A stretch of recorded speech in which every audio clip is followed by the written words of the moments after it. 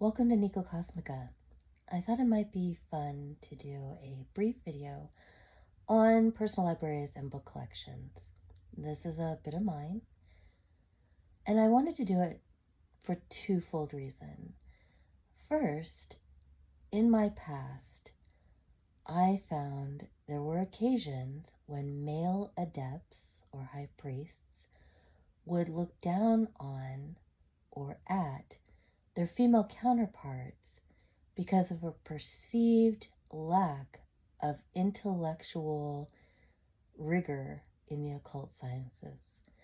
So, if one was adept at the ritual or ceremony, they had effective magic, that tended to pale in comparison to having read widely on a subject or having acquired rare books in the occult sciences, which was far more difficult pre-internet and also for females who didn't have as much disposable income.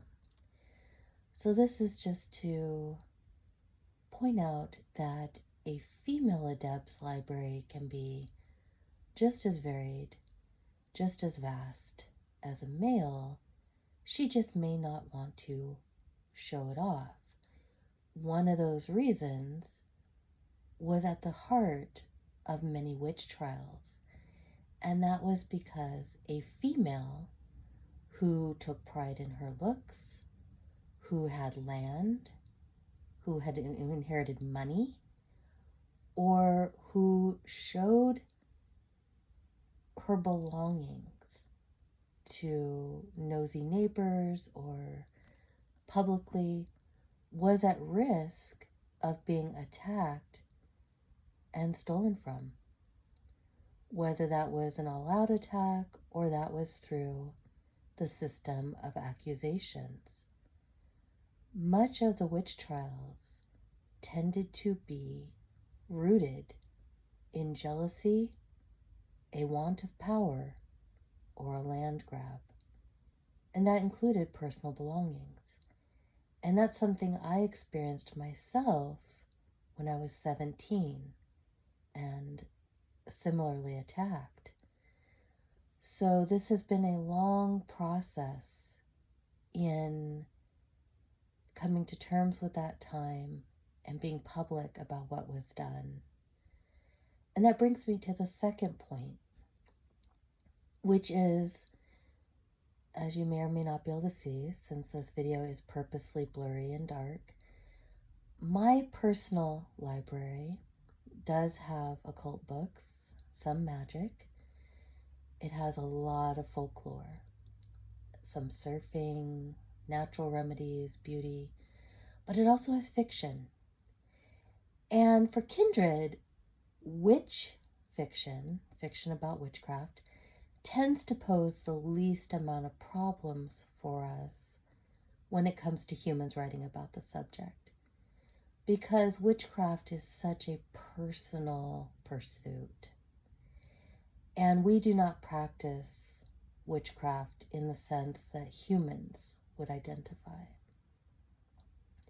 Where human fiction has problems for us is in the stories, particularly around kindred like vampire, mermaids, werewolves. These are actual people, and their stories and histories were, for the most part, stolen by humans and retold with either changed facts, so you could no longer tell who the kindred were. We were not given any credit, we were not given any money, or they were twisted to show that the human was the hero. And this often, for vampire lore, included a female who saved the vampire and their humanity through the sheer power of her love and irresistible body and charm, or hunters who had to destroy the evil vampire before entire towns were sucked dry or made vampire. Now, were there in the past indiscriminate attacks? Yes, typically by new hybrid, who had a sense of entitlement and new power. For others, however, we rarely, as vampire, wanted to add to our ranks. And so new hybrids were generally 99.99% the result of personal friendships between the human and a vampire, where the human begged to be turned, either because of economic factors or socio factors like a stigma, a new bias being developed against them, hardships at work.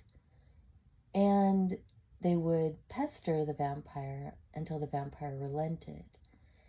As far as blood, for sanguine vampire who are not human, they have almost always had donors willing to donate blood.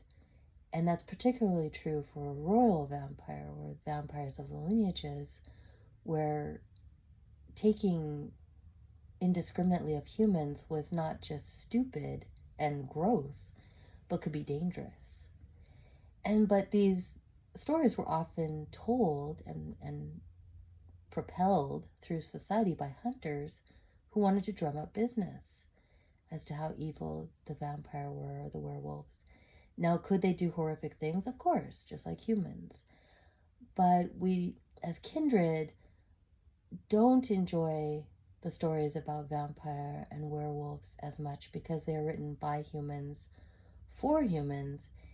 And when they have stolen our stories, it's actually painful for us to read them. So that's my other point, is that not only do adepts have extensive libraries, I have an extensive library. It has varied over the years as far as volume. I'm not sure what I'll keep going forward once I've read it all. But I do have fiction here that contains my stories. Does it mean I wrote all the words? No.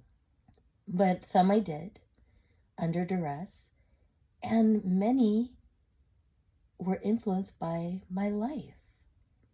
And yet no human felt the need to give me credit, to give me money, or to even acknowledge that it was me.